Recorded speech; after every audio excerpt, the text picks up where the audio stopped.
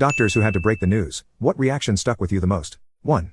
During my last week in residency, I had to tell a mother that her daughter was going to die. She came in talking the night before and had surgery for a life-threatening problem, but we thought she would make it after. Halfway through the day, her vitals and labs took a nosedive, and it was obvious that our efforts had only temporized her, but we lost. She was intubated and peaceful but was young and had 2 small kids. We have all seen TV drama-style screams, pounding on the table, begging for someone to do something, sobbing.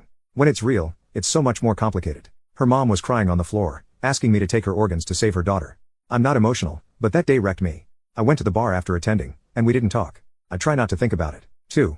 I worked in an internal medicine office and had to tell a patient that his HIV test came back positive. I asked the medical assistant to come get me as soon as he was checked in for his appointment so he would not have to wait very long for me in the exam room. I opened the door and he smiled and said, "I think I know what you're going to tell me." I nodded my head yes and he put his arms out to be hugged. He cried and we hugged. That was in 2016. I've retired from the clinic since then. He connected with me on social media. His viral load is undetectable and has a new job that he loves. 3. When I was a resident and training in the PICU, pediatric ICU, I had a family whose 3 sons were in a horrible car crash. One thankfully walked away with only a broken arm while the other 2, unfortunately, were admitted for severe injuries, and I was assigned to be their primary medical provider. It became clear after a few days one was going to make it through, but the other was not and was officially brain dead. I remember sitting down with the family to talk about the next steps as they wanted to withdraw care when Mom suddenly stopped me, hugged me, and said, "It's okay, we want to donate his organs before we withdraw care." The day he was born, I just knew I had to name him Valentino so he'd have a big heart, and now he can give that heart away to someone who needs it. I've never cried as hard as I did when they wheeled him to the OR for organ procurement, and I still tear up to this day. 4.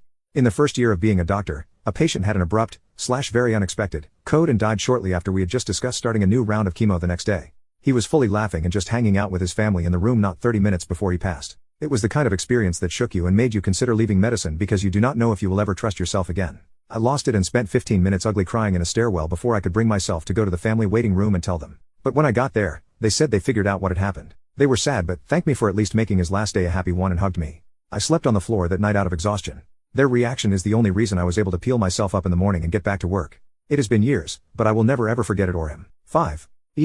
Doc. I just had a young lady die of a drug overdose. She was only 22. Her brother came as we were coding her. We had done everything and there was no bringing her back. I asked if he wanted to be in the room when we stopped, and he said yes. His reaction was heartbreaking. He screamed and cried and then picked up her body and whispered in her ear, "I love you so much. You're my best friend." And just held her and kept saying "I love you." All the staff had to take a moment after that. I've done this for 8 years, and that was one of the saddest, most heartbreaking things I've ever seen. I'll never forget them. 6. I was not a doctor but worked as a medical scribe. Basically, I went into rooms with the provider and listened to the story. The guy was DX with very severe cancer via outpatient PET scan and told by their crappy oncologist to come to the ER so someone else had to break the news so they could stay home. Anyway, I watched this otherwise cool provider take a 15-minute break after to go cry because the gentleman said something along the lines, "I am so thankful you were here today to help me, and I am so sorry you had to tell me this today."